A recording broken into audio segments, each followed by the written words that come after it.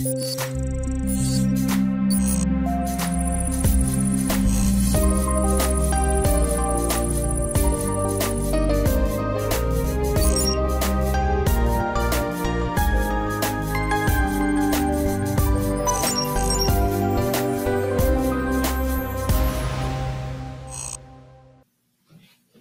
good afternoon, everybody.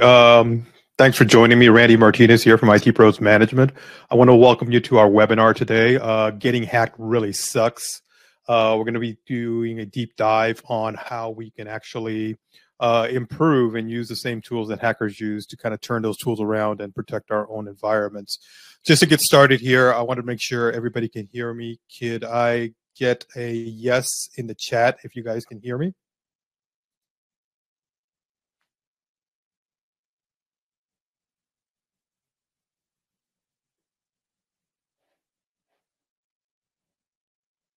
Okay, I'm not seeing any answers at this point. So could folks hear me okay? If you give me a yes in the chat, that'd be great.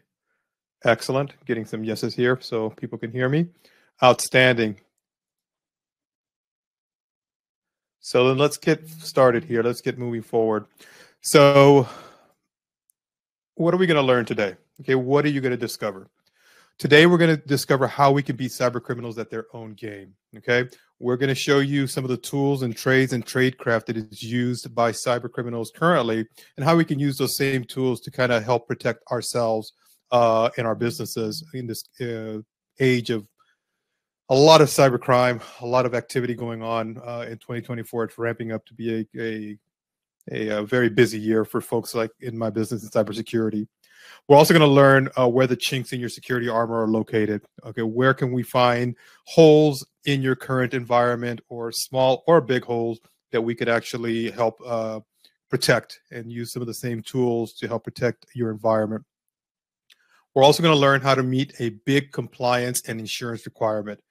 Cyber insurance and compliance is getting bigger and bigger every year.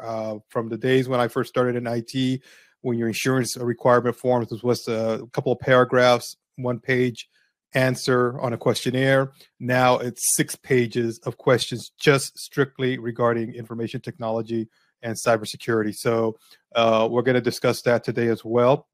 And then today we're also going to cover what you can do to protect yourself and secure your organization today. So today is not going to be full of technobabble. It's going to be more on actionable information, and information that you as a business owner, as an IT leader in your organization, or somebody that's responsible for risk is going to be able to use that information to help protect your organization in a better fashion. Now, this is for you, okay? So if you are a C-level executive or an executive director of a nonprofit, and you currently really don't have any visibility into your organization's current risk and cybersecurity condition, this webinar, this training is definitely for you. I am going to be speaking, like I said, not technobabble. I'm going to be speaking directly to you from one business owner to another business owner. I just happen to have the expertise in cybersecurity, but I'm going to be talking to you from a business owner perspective and not from a technical IT perspective. This is for IT leaders also, who do not have the time or expertise to properly secure your organization effectively. Folks in IT today, and I can attest to this, are stretched very thin, and a lot of information, a lot of things are placed on our shoulders. And we need to basically start segregating some of these requirements, especially in the area of cybersecurity. Long are the days where the IT support person could handle cybersecurity as well. Those days are gone. Those are 2 different functions. And this webinar, this training is for IT leaders to show them that there is a path that they can take to help bolster their security without adding additional workload on their staff or on themselves. And finally, this is for business owners who need to ensure your organization is taking all the steps to mitigate risk. As business owners, we are responsible to either shareholders, to partners, to our customers, to our employees. We have responsibilities to a lot of people. So we want to make sure that business owners are taking the steps to protect and mitigate any risk to any of those subgroup of folks that they are dealing with, especially employees and customers. And you'll see why as we move forward in the discussion. Why should you listen to me? Okay. I've got 30 years of IT and business experience. Starting, I put it in my slide here. I was a reluctant IT technician back in the early 90s when IT started kind of taking shape and moving forward. And I've had a vast career in different positions up until where I am today as a vice president of technical services for IT Pros Management. Okay, so I've got a lot of experience, worn a lot of hats. I've also done a lot of media, author. I've written books. I've been on interviews. I've done shows with other presenters. So I've got a vast experience of information behind me that I want to share. My goal today is to pass on that information to you guys. This is my why. This is my family. These are my grandkids, my kids, my wife, everybody that I love, that I take care of, that I want to see grow. This is why I do things. My motivation to get up every day and basically move forward down the path. This is why I do it, because of these folks on this picture here. They all mean something to me very much, and I try to do the best I can to advance the effort, educate them as well down the line, and make them good people. My grown kids are great citizens. My grandkids are going to be good citizens, and that's what I strive for. So this is really what I get up for every day. Why am I so passionate? Okay, why do I do this? Well, I grew up reading comic books. You may care or may not care, but to me, when I grew up reading comic books, it was something that I saw in the heroes that you see on the screen here on this slide. They represented things that I gravitated to. Okay, the hero mantra of helping and service is deeply ingrained in who I am and what I do in business. So I try to not only be a hero for my staff, for our customers, our clients, but I also want to make our clients heroes in their own stories. So I really believe in the mantra of the hero ethos, or the hero mantra. It's something that I really strive for every day. We built our company, our culture, on a basis of service and assistance. And that's what I strive for, to represent to our customers and to really ingrain in our staff day in and day out that we are a service-based business. Customer service is paramount to everything we do, and assisting people in any way we can is crucial. In this webinar, in this training, my responsibility to you is to provide you valuable information that you can take forward into your organization and hopefully apply, so that you don't end up being another statistic on a cyber attack. My mission basically is to empower business and nonprofits with the knowledge, resources, and strategies necessary to safeguard their digital landscape. So that's one of my primary things, is I want to empower businesses with the information that I've acquired over my 30 years of experience of being in the IT cybersecurity industry. I want to pass that information on to business owners, the executive directors, the CEOs, CFOs of organizations, so that they can basically take that same information and apply it, whether they do it directly themselves, they hire somebody to do it, have somebody under their staff to do it. But I want to make sure that they are applying these techniques, these procedures, these understandings into their own organizations. I want to demystify cybersecurity, transforming it into, getting rid of the ability to say this is something that I can't handle, I can't do. It is hard. It is something that you need to take time to do, but it needs to get done. Like anything else in life that you need to do, that's high priority in today's world. Cybersecurity is that. And I'm trying to basically demystify that with the information I'm providing today. Not only I want to assist people in instilling that mindset in their staff of cybersecurity. Education is crucial, and we'll talk about that a little bit later. But I want to educate the masses.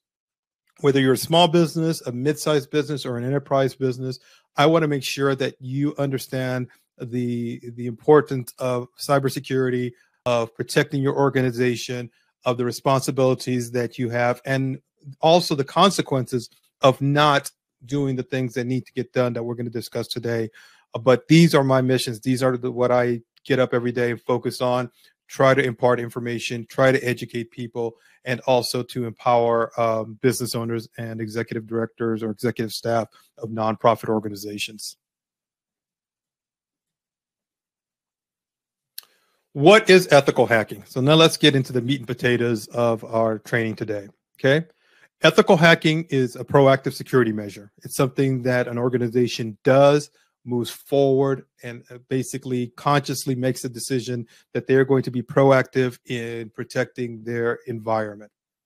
It's legal and it's authorized. Okay. Ethical hacking, it has to be legal and has to be authorized by the party that is conducting the hacking. All right. So it has to be authorized. It has to be legal. It can't be something illegal. That's a crime. That's, a statute that you're violating. It can't be that. It has to be something that's legal and authorized. Ethical hacking also follows a code of ethics. We make sure that we let the organization know that we're doing this. We've gotten permission. We've gotten non-disclosure agreements signed off, and any information that is found due to the ethical hack will not be disclosed to the public. So that's something that's also important to understand. There is a code of ethics among us folks who actually do ethical hacking. It involves various techniques, okay? As I mentioned early on, you're going to see some of the tradecraft that is used by hackers actually is the same tradecraft we use to do your penetration test, because that way we can actually use the same tools and tradecraft that hackers do to ethically hack you to find out where your vulnerabilities may lie. This is crucial for cybersecurity, okay? It used to be the days where it wasn't a big thing. Now it's becoming not only an insurance requirement, but it's also becoming something that compliance models are gravitating to. Maybe not mandating it, but definitely using that tool can help meet some of the controls and some of the standards in several compliance models. Knowing your vulnerabilities is critical. If we look at the picture on the left, that guy looks pretty secure, okay? Looks like he could go into battle and take care. But he turns around and not so secure. The rear echelon is not as secure as the front. So you've got to know where your vulnerabilities lie. Obviously, if you're wearing a suit of armor, you basically think you're invulnerable. But if you turn your back for a moment, your assets can be breached, as you can see in this picture. G.I. Joe. I grew up watching this with my kids when they were younger. When I was a young man, I loved this show. And one of the things that they used to always say at the end of the show, of the cartoons, they'd get some kids around. One of the Joe characters, Duke or Snake Eye or somebody, would come on and basically give a word of wisdom to the kids and say, hey, don't do this, don't do drugs, don't drink, things like that, don't smoke. And at the end, it always saying, knowing is half the battle. And I always take this as a crucial piece of cybersecurity. Knowing is half your battle. If you know where your weaknesses are, if you know where your vulnerabilities are, if you know the things that other hackers can potentially exploit, and you're able to mitigate that, half the battle is won and you're winning. Okay. The other half is actually executing on it. So knowing is half the battle. Listen to G.I. Joe. They remind us all the time. And I take this to heart. Every time I do a presentation, I always bring this up because knowing is truly half the battle. Why should a business or nonprofit hack themselves? That's the question we're here to ask. And well, I'm asking and we're here to answer. Why should a business or nonprofit hack themselves? There's three things that basically hacking yourself will help address. One, prevent data breaches. Detecting and fixing vulnerabilities reduces the risk of data breaches, okay? A data breach is something you do not want to go through because the consequences of getting involved in a data breach or having a data breach happen, depending on the type of business you are, can be very, at minimum, disruptive, at maximum, devastating. Because if you're in a business where a data breach has to be reported to regulatory agencies, to your customers, to your clients, to your patients, that is a bad day. A bad day for the organization, a bad day for staff, and a bad day for your clients because their data has been compromised in a way that they didn't give permission to. Second, you want to be able to protect your customer and also your employees' trust, okay? A lot of organizations get breached and they don't go after the customer data. They go after employee information, because if you can hack an employee's information, you are now basically stealing their identity. Employers hold a lot of information about people, their employees, social security numbers, date of birth, licenses, addresses, next of kin. All those things are information that can be stolen in a breach. And if it is, again, that's a bad day. So we're trying to basically see, why should we take this seriously? These are two of the big reasons. One is to prevent those data breaches. The second is to protect our customer and employee trust. The third, meeting compliance and insurance requirements. Okay, we mentioned that earlier. All right. If you are in an organization or in a business that is regulated by any of the many compliance standards, PCI, DSS, HIPAA, CMMC, SOC 2, anything that's regulated, penetration testing and ethical hacking is a way for you to be able to meet some of the controls that are in there. And when it comes to insurance requirements, it's actually stated in a lot of the questionnaires when you fill out for your insurance, your cyber insurance, it will state in there, do you conduct penetration testings? The answer to that very specific question could result in several things happening. One, your hopefully your premiums will be lower because you're taking proactive measures. If not, they may go up. Your policy may go up, and they are going up year over year. Cyber insurance is getting more and more expensive, and more requirements are being put onto you. Penetration testing is one of those things, which is what we're talking about today, ethical hacking, hacking yourself. So these are the three things we want to make sure we cover when we think about why should a business or nonprofit basically hack themselves. Top data breaches of 2023. I like to put this in here because I want to tell you how each one of these occurred. All of them occurred over the last years. The one thing that they all have in common, and these are big companies, MailChimp, a lot of our companies use MailChimp. The Electoral Commission of the UK, again, that's a foreign country, but it was one of the biggest hacks in 2023. Discord, which is a messaging service, had a big hack. 23andMe, some of you folks may use have used 23andMe for tracing back your roots, DNA testing, that kind of stuff. Basically, they had a big hack where a lot of people's information was compromised. All right. What all these organizations had in common is that the hack didn't happen one night. It didn't all of a sudden miraculously happen. They got in today and they took all the information out. No, these were things and folks that were sitting in these people's networks for a long time, waiting, and then they executed.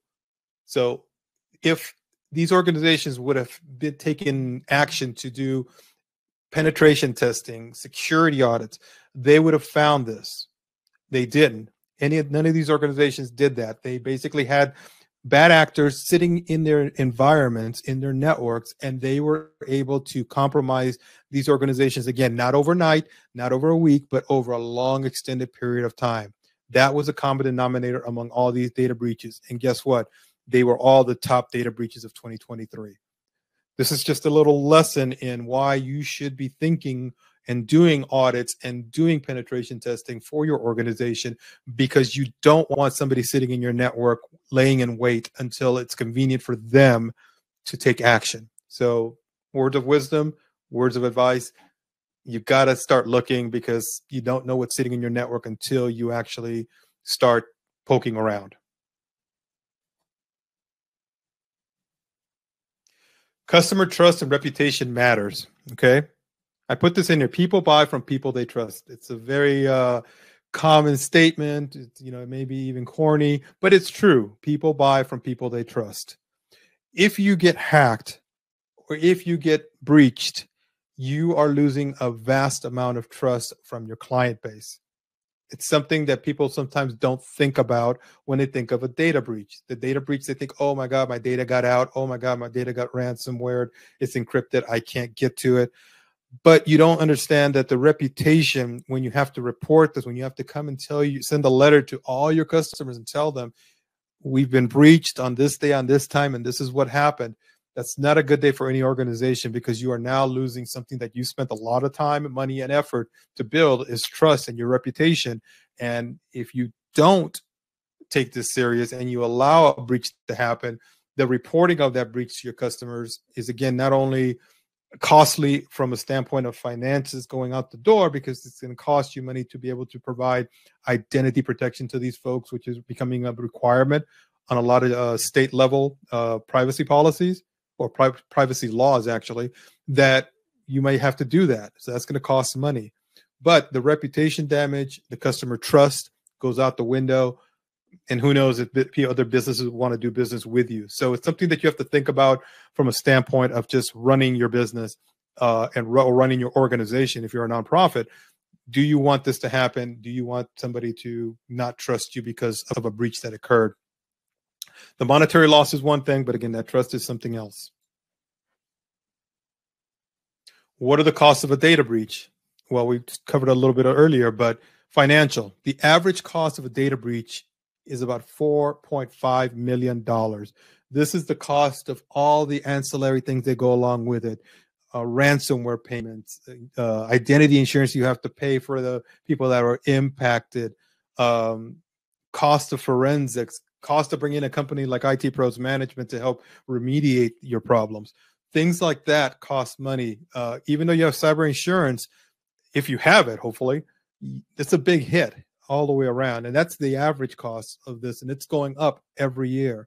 So it's not getting less and less. It's just becoming more and more expensive to deal with from a financial standpoint, a data breach that may occur to your organization. Reputational damage. We just talked about that a few seconds ago. T-Mobile, MGM Graham, Yum Brands, all had data breach and they suffered significant reputational damage.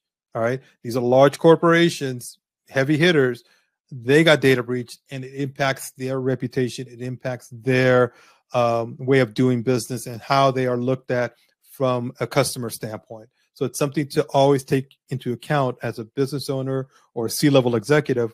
What can that data breach do other than costing you money out the door? Bottom line, it can also cost you reputational damage. Final thing is legal, insurance, and compliance. Lawsuits by customers and employees. You have to remember one thing. If your employees' data gets out there, they have a cause of action.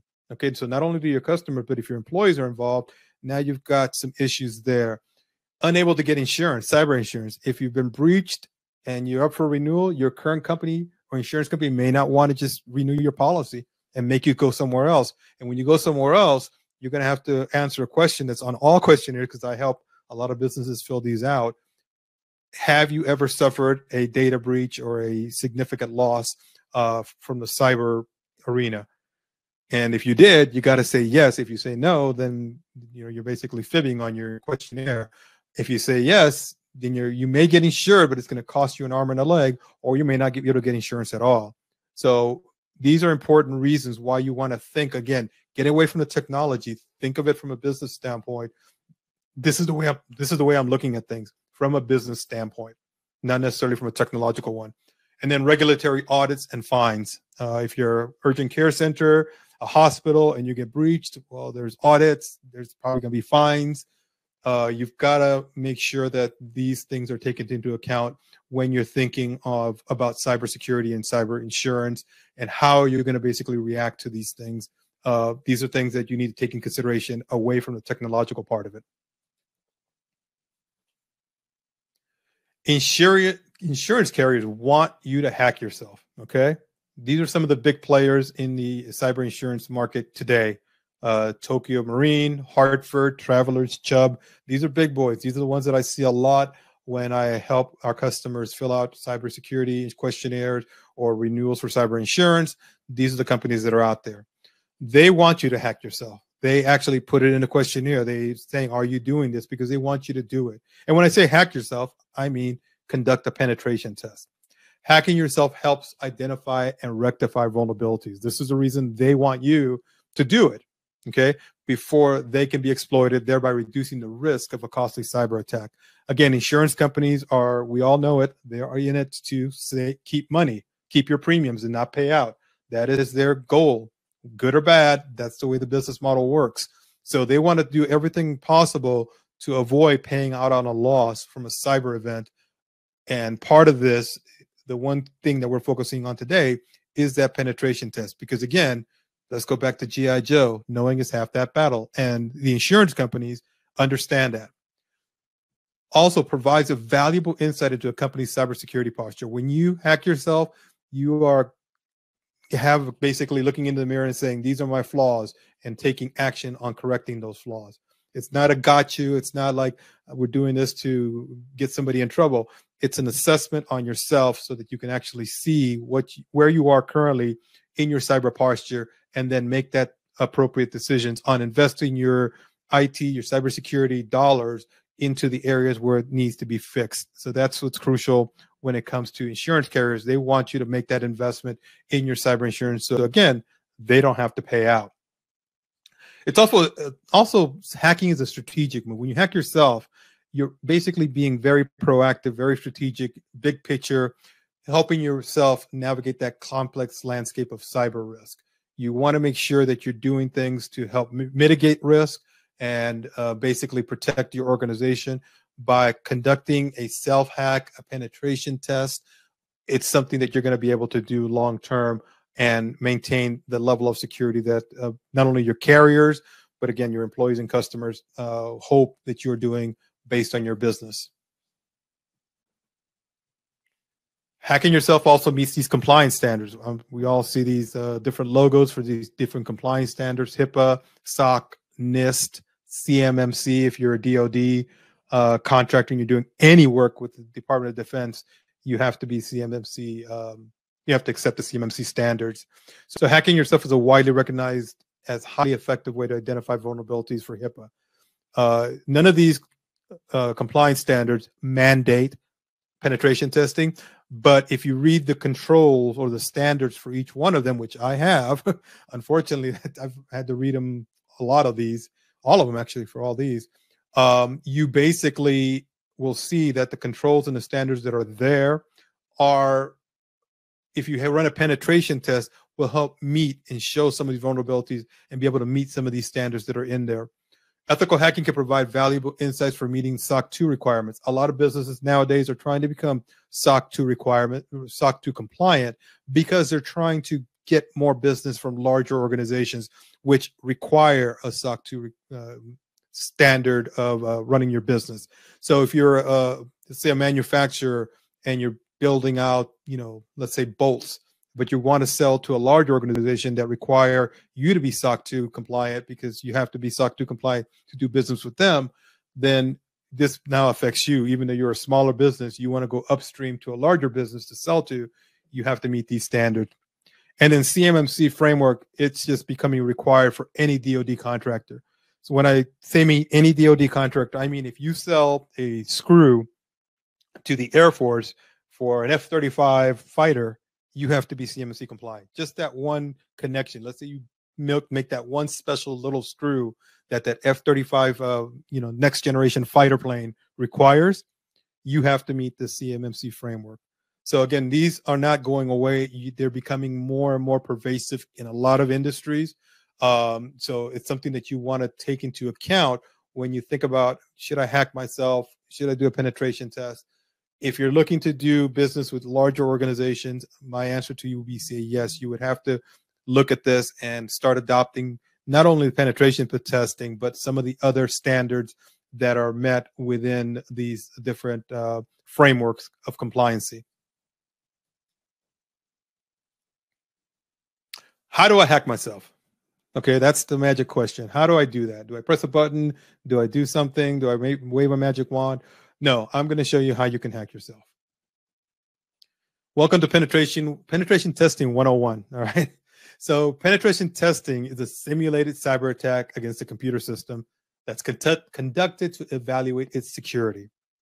The purpose of this simulated attack is to identify vulnerabilities an attacker could exploit. All right. And in essence, penetration testing is like a drill, a fire drill. It gives the organization the opportunity to identify their weaknesses without consequence of a real incident. All right. So basically, we're taking everything a normal hacker would try to do, legally, ethically, doing the same thing, and finding where those weaknesses are in your organization to be able to shore those up. Again, we go back to knowing is half the battle, and then going back to the knight in the shining armor suit. You got to know where those weaknesses are to be able to protect yourself. So we're going to go into that right now. Types of penetration testing. There are 3 types: black box testing, white box testing, Gray box testing.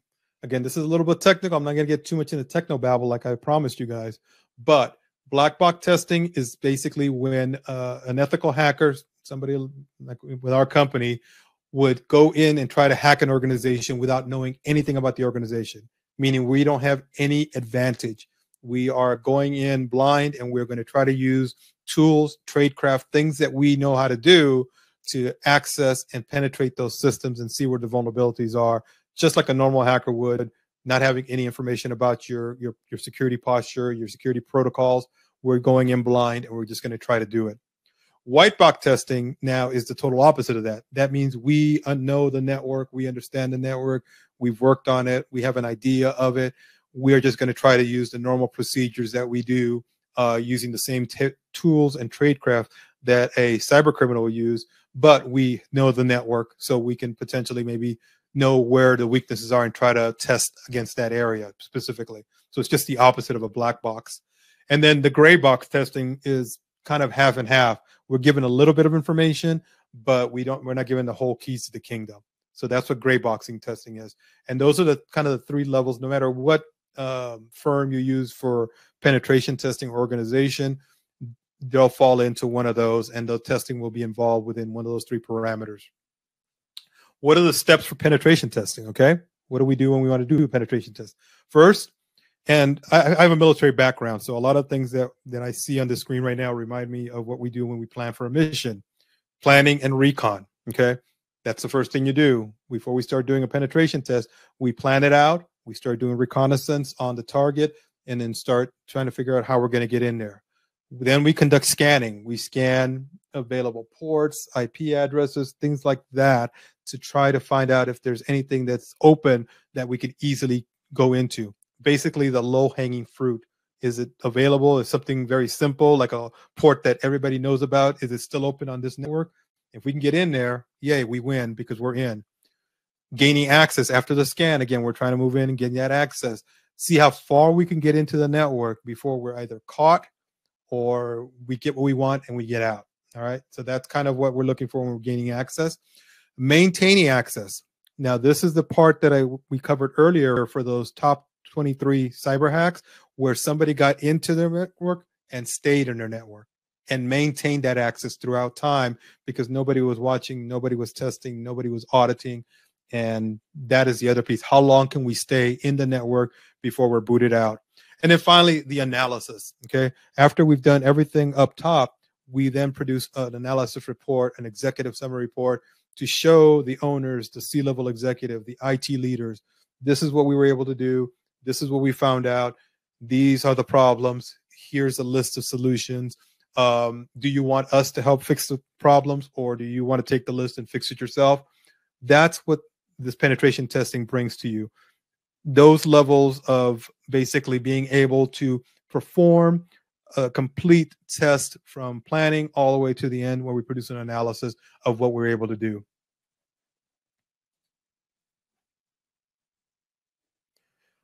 Common tools used by cyber criminals, okay, or criminal hackers. I want you guys to take a look at these, and I'll show you on the next screen what the similarities are. Again, I'm not going to get into techno babble, but these are the kind of the top tools that hackers use pretty much across the board, okay, because they all bring different things. Wireshark allows the scanning of networks. John Ripper is something that is used to basically crack passwords. So all these different tools I'm listing here, and again, I'm not going to. This is not a class on hacking. I'm not going to get into the details, but I do want to make sure that you see these are tools that are used by criminal hackers in today's world. If you get hacked, most likely there's one of these tools involved, if not all of them, or a derivative of them, because they are very good at what they do. We use it in the network world, especially Wireshark. I use it a lot when I'm trying to diagnose networks, but it also could be used for bad purposes, okay? So keep an eye on this right here. Let's go to the next screen. Because if you look at it, 3 out of the 4 are on the side of when we do penetration testing. We use those same tools, okay? We use Metasploit framework. We use Wireshark. We use Nmap. We use a thing called Burp Suite that hackers may or may not use, but it's definitely used on the penetration testing side of the world. So if you can see, we're using the same tools. We're going to use the same tradecraft and when I say tradecraft, meaning the same tactics that hackers do use to penetrate organizations, we're going to use them on your behalf. If we're, for example, if IT Pros management is doing your penetration testing, we use those same tools to get into your organization. So again, when I mentioned early on in the conversation, we're going to show you how we can turn the tools around from the cyber hackers. This is exactly what I mean. We're using those same tools to get into the organization. I did this graphic here because I wanted to show you what a corporate network being hacked looks like. Okay, very flat, plain diagram of what's happening. We see a bad guy here, and the bad guy, again, they don't know anything about the organization. They just know it exists, and they're trying to get in. So they're going to attack any external facing items, which example in this corporate network is a firewall, 2 firewalls, and they're basically trying to get into these environments. That is what typically happens in a, let's say, a vanilla type of cyber attack. You start at the firewall, you're trying to see what things are open, you're scanning, you're probing, you're trying to see how to get in there. And at that point, if you're able to get in, then you start moving through the network, what we call lateral movement in the network. So once you get in, you start moving laterally from server to computer to other devices within the network and see how far you can get in. So this is a pretty vanilla diagram of what a network hack looks like. Now, if we look at this other one, this is a penetration test. Looks fairly similar, except we now are doing more scanning because we're actually attacking different things that we know, especially if we're in a white box hacking scenario. We will know routers, we will know firewall, we will know these things, and we're attacking them from the outside, but also we can do an internal pen test and attack from inside and see how far we can move around internally. So both these diagrams, both the cyber hack and, as you notice here, the corporate pen testing occurring looks pretty similar, okay? Except the pen testing one, we can get a little bit more in depth, but definitely it's something that you need to understand that the same methodologies are being used for both an ethical hack and an illegal hack. What is the cost of a penetration test? So now we're talking financials. What does it cost to invest in a penetration test, okay? It varies depending on the complexity and scope of the test, okay? On average, the price range for penetration tests can range anywhere from $5,000 for a simple network to $30,000 for a very complex network, all right? These are national averages. These are based on the US, okay, prices that they go for. Small and non-complex ones, we see a lot go for $4,000, and they can go up higher from there. The average penetration price across various sources is calculated to be around $18,300. That's the number on average of a penetration test. The reason they're expensive because they're very laborious. As we looked at earlier, what does it take to do those? There's a lot of work that goes into doing a penetration test. A lot of the analysis, a lot of the probing, the scanning, the preparation, the recon work. It's a very time-consuming and laborious task because, again, you are trying to prove you are able to sustain an attack from a legitimate hacker that is trying to get into your organization for illegal purposes. So these are the pricing models that you typically will see when you're engaging a firm across the United States when it comes to penetration testing. The one thing you have to remember, if you're an IT leader or a CEO, you've got to remember, how complex is my network? Do I have multiple sites? Do I have interconnected sites? Do I have multiple web services running inside my organization? There's a lot of things you have to take into consideration when it comes to the price. How often should I conduct a pen test? Okay. Most insurance carriers will require an annual test. Okay. So if you look on your cybersecurity questionnaire, most of the time it will say, have you conducted a penetration test in the last 12 months? All right. That is for insurance carriers. Compliance, typically, again, there is no mandate for penetration testing, but if you're in a compliance model, you would have to do penetration tests, again, at least once a year. We recommend you do it quarterly. Okay. Why? not because it's going to cost you more money. Because if you wait for a year to do a pen test, if you did one here in February, coming up in February, and you waited until next February, well, that's 12 months where something could bad happen and somebody could have gotten into your network. At minimum, quarterly penetration testing is recommended most of the time for businesses, especially businesses in compliance models with heavy financial responsibilities, a large client base. It's recommended you do them quarterly because that way you compress the time where you're able to find if something is bad instead of waiting for a whole year for something to happen and then realize, oh boy, I did my penetration test in February. Something got misconfigured in June. And then the rest of the year, we didn't know about it until a penetration or a breach occurred. So it's important that you take that into consideration. I understand it's important from a financial standpoint because there's an investment cost associated with it. But again, you've got to look at where your environment is, what your business model is, and how you're able to actually protect yourself by using these tools to do that. What to look for in a pen and test firm. So if you're looking to actually, after I've, I wouldn't say scared you, but educated you into why these pen tests are important and why you should hack yourself, what should you look for in a pen test in an organization that you're going to contract to do these things for you? Well, the first thing is relevant experience and expertise. You want to make sure you get a firm that actually knows cybersecurity, understands networking, and can have the tools and the services and solutions available to them to be able to conduct a very thorough pen test. And again, going back to those 5 points that you want to get for a penetration test from that recon planning stage all the way to the analysis and being able to provide you not only the analysis of the results, but also recommendations on how to correct those. You want to be able to have that firm be able to provide you that level of expertise of not only running a scan and not just giving to you and saying, thank you very much for your money. Talk to you later, Mr. Business Person, and then walk away, but also be able to provide you with a list of actionable things that you can take to mitigate, to correct any things that were found in that penetration test. All right. So not only from the testing component, but also what we call the remediation portion of it.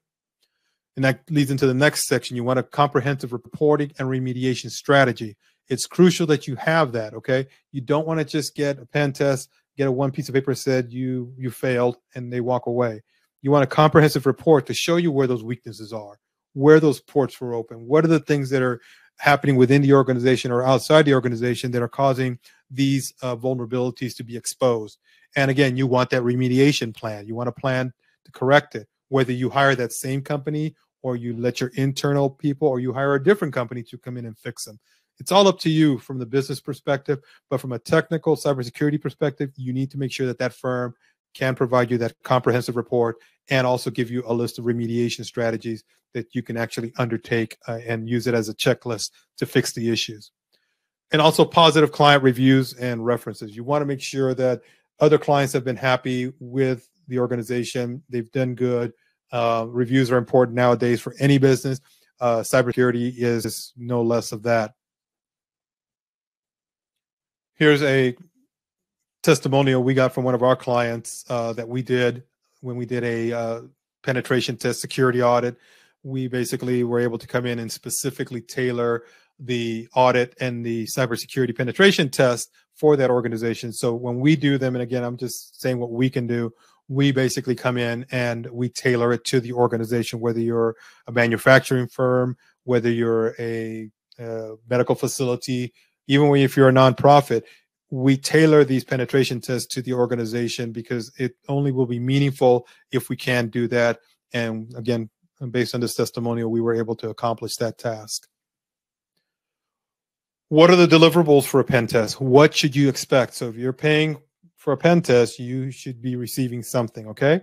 These are some of the things that you should expect to receive. An executive summary report, something that you as executive leaders should be able to get a report that's going to summarize what was found, what needs to be corrected, what was good, what was bad, what was ugly in a summary format, so you don't have to go into the details. The details should be gotten into by your IT company, your internal IT staff, or another organization that you bring to remediate the problems.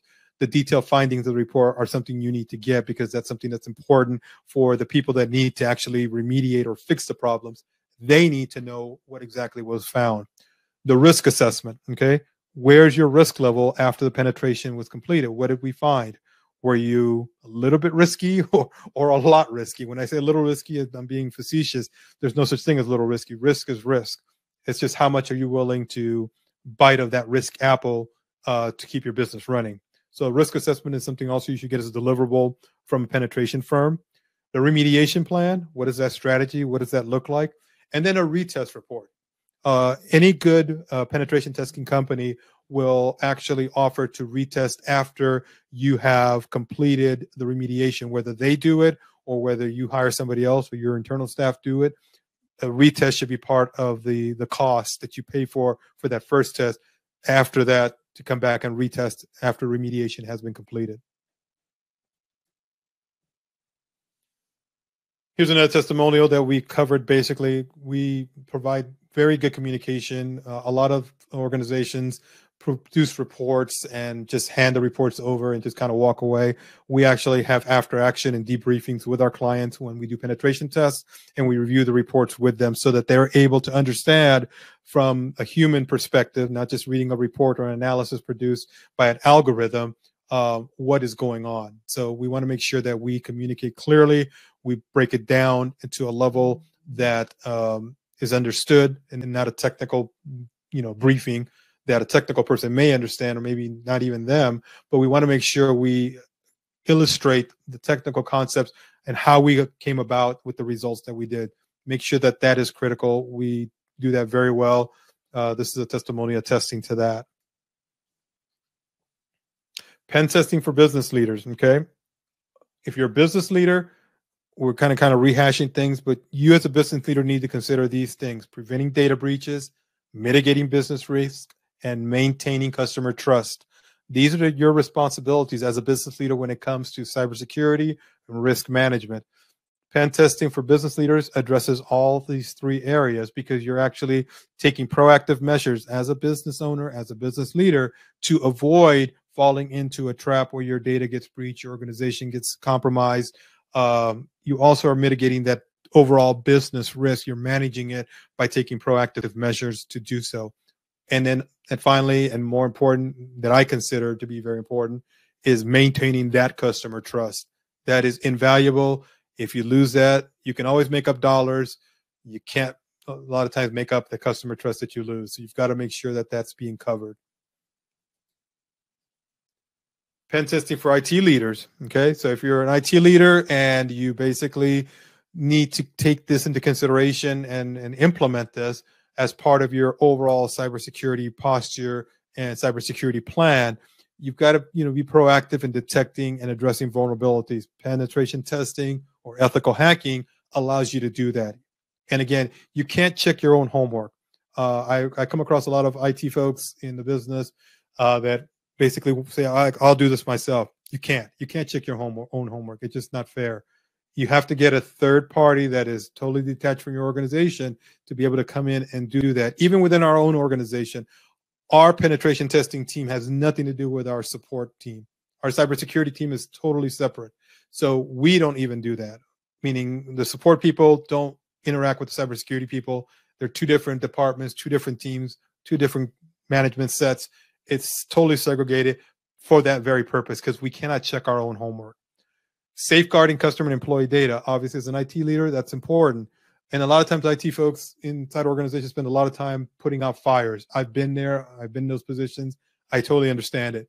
But you've got to take the cybersecurity component maybe off your plate and put it either to hire somebody internally that's only going to handle security, or outsource it, because you need to make sure that you are safeguarding customer data, and being pulled 10 different ways every day regarding problems just running the business can actually help the hackers, because you're distracted from some of these cybersecurity tasks. And pen testing can actually be one of those tools in your tool set that you can use to help mitigate some of these risks.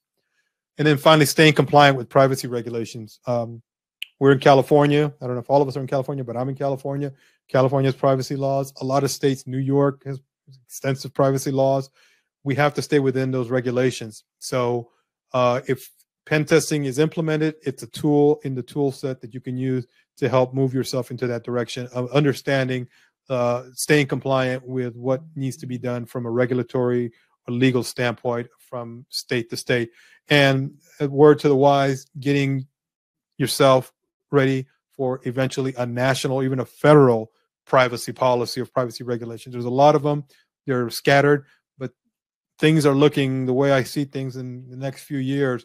There potentially could be a national privacy regulation. Right now, it's state-based. Each state has their own, but eventually there could be one for the whole country. And then at that point, all this is going to really come to a head and it's going to be required. So the more you can get used to doing it now and starting applying some of these principles, the better you are. So what we've learned today, you can hack yourself by implementing a penetration testing strategy. That's the thing. Hacking yourself is pen testing.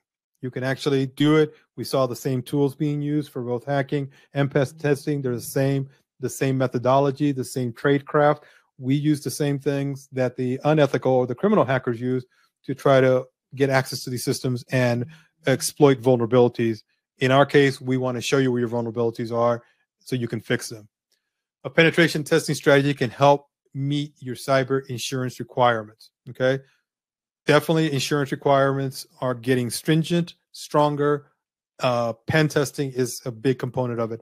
I have not seen one of any questionnaires that did not have that question in them. And the next time you do your renewal, if you're a business owner and you're the one that's signing off on that cyber insurance policy questionnaire when you submit it to the insurance company, take a look. You'll see penetration testing listed in there. Penetration testing is a valuable tool for meeting various compliance standards. Again, it's not required on these standards, but it is a tool that can be used to meet the standards that are in there, the controls, the standards, whether it's HIPAA, CMMC, FTC safeguards, all these different requirements and compliance standards, models. Pen testing can help you meet those. How penetration test works, what to expect before, during, and after a penetration test. So we've covered basically what a penetration test looks like, what are some of the things you should expect to get back after a penetration test, how it works, how it's set up, and how the process works and the deliverables that should be expected from the organization that's conducting these. So I've got a special offer here for the webinar attendees. If you guys are serious about taking penetration seriously, our organization is currently conducting a special offer where we will conduct the first penetration test for the organization at a 75% discount. Again, the penetration test depends on the complexity, the size of your network, but whatever that number ends up being, you would get a 75% discount. Why are we doing this? Because as I mentioned earlier, my passion as a business owner, as an IT professional, and as a cybersecurity practitioner is to make sure that the things that I'm telling you, you are able to take them on and implement them. I don't want a webinar or training just on theory. I want you to be able to take actionable steps to move forward. And this is our way to being able to move you forward down that path to do this. So 75% off your first penetration test. You can scan the QR code on the screen and basically schedule your pen test. We'll give you a quote, talk to you, see how complex your network is, provide that proposal, give you your 75% discount, and then schedule your penetration test to get going. All right, it's very straightforward. We do these. We have the tools. We have the expertise. We have the folks to produce the receivables, the deliverables, I'm sorry. And we have folks that are able to conduct these in a way that it's accepted as a tool and accepted also as proof by insurance companies that you have done them. Not all pen testing is acceptable to insurance companies. The ones we do are definitely meet those standards. So again, 75% off your first pen test. Just scan the QR code. If you don't have your phone with you right now, you can actually go to IT Pros Management. Give us a call and itprosmanagement.com.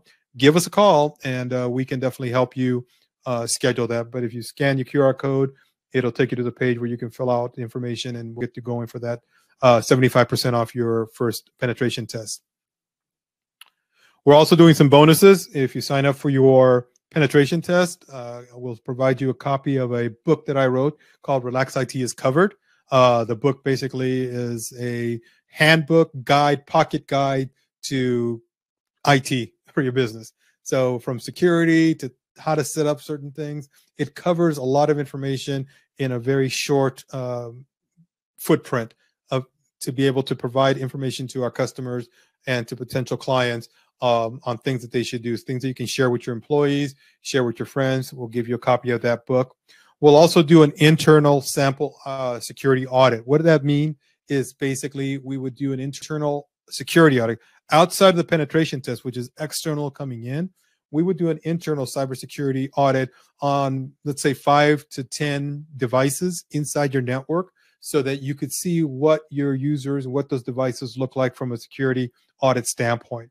And again, we would provide you the same deliverables, a very comprehensive report, and we would also provide you remediation steps that you can take to address those. So not only are you getting the external penetration testing, but you would get an internal cybersecurity audit on 5 to 10 devices that you choose in your network.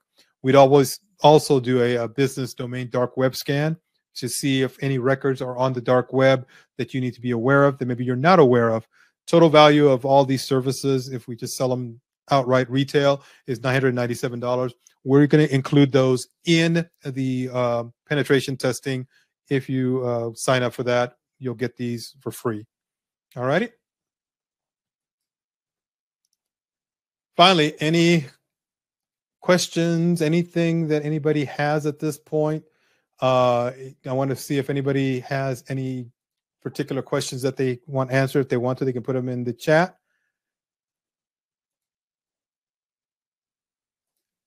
I'm not seeing anybody putting anything in the chat. So with that, we're about 4 minutes at the top of the hour. I want to thank everybody for joining us. I appreciate that. If you have any questions or anything, please feel free to go to itprosmanagement.com and schedule a free call. Everything is complimentary with us. You can schedule a call with us to talk about anything regarding IT, cybersecurity. If you're ready to move forward with the penetration test, go ahead and scan that QR code. I'm going to move back to that screen one more time and leave it up there.